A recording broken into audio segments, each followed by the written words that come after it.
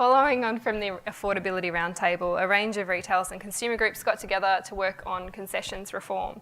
So it was a piece of work that was, kicked off through the old ERAA, and the working group continued to meet throughout 2015 and 16 to finalise the report and come together with some recommendations around the concessions framework and some enhancements that could be made. So we've got the list of participants from the energy retailers and the community sector up on the board. The AEMC also joined the working group as an observer. So I guess this piece really goes to the heart of, as Carly was mentioning this morning, as we go through energy market transition, the kinds of complementary policy reform that we need to think about and the distributive impacts of that across the customer base. Housing policy is one area, but also when we're thinking about social policy and concessions reform, that's another area. It's critical in terms of providing, obviously, consumers with a buffer in terms of energy price rises.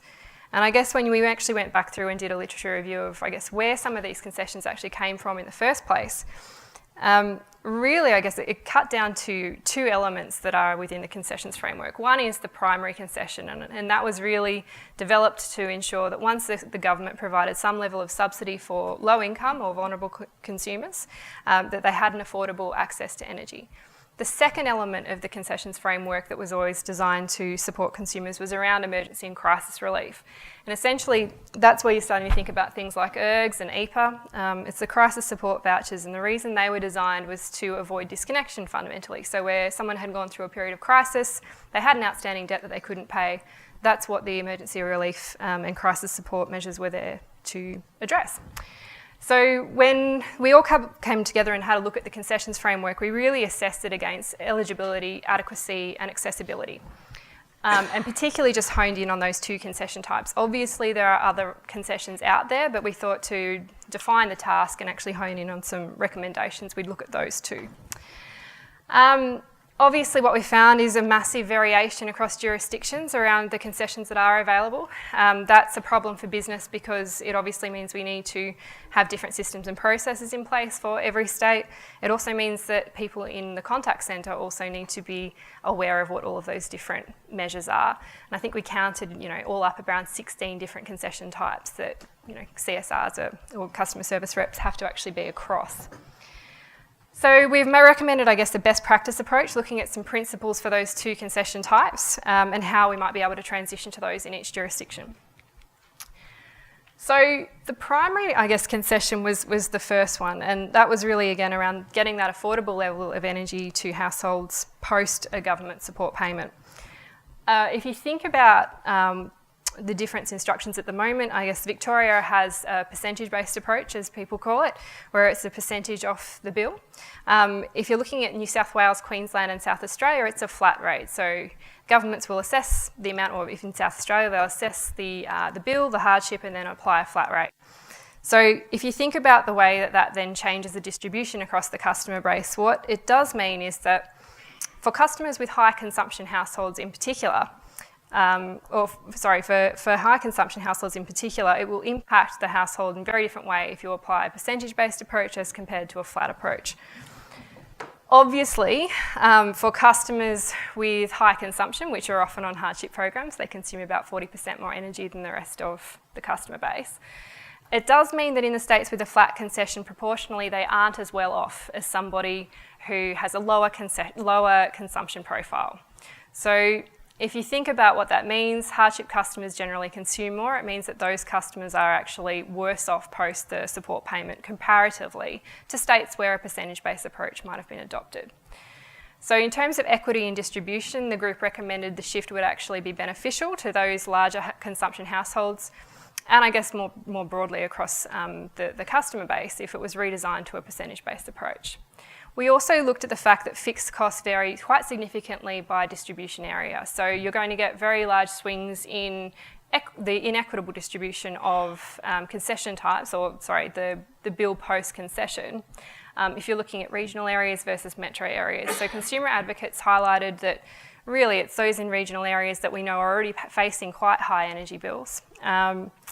And under a flat rate system, they're not as well off as somebody that would have been receiving a percentage-based approach. The last point, and I think it goes to Carly's presentation earlier, is that as we go through energy market transition, more and more households are going to be able to adopt new technologies that basically insulate themselves from price rises, whether it be solar, be batteries, and a whole range of other things. And I'm aware there's quite a range of views out there, I guess, on this issue.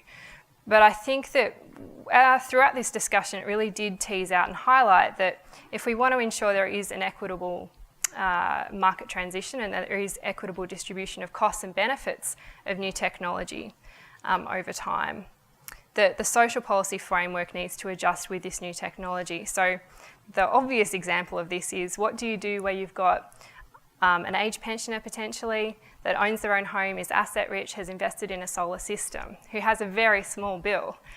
In a flat rate concession environment, those customers are receiving exactly the same social support essentially as a family with a rental property with no capacity to insulate themselves from price rises through insulation or solar PV and other new technologies. So there is a real fundamental question there about how we want to think about distribution of social support services and available funds in a new technology environment. So if you adopt a percentage-based approach, it does actually mean that it automatically will adjust, if you like, to the consumption profile of the household. So for that reason, I guess the group came to the conclusion a percentage-based approach being adopted in all states would actually result in a more equitable concessions framework.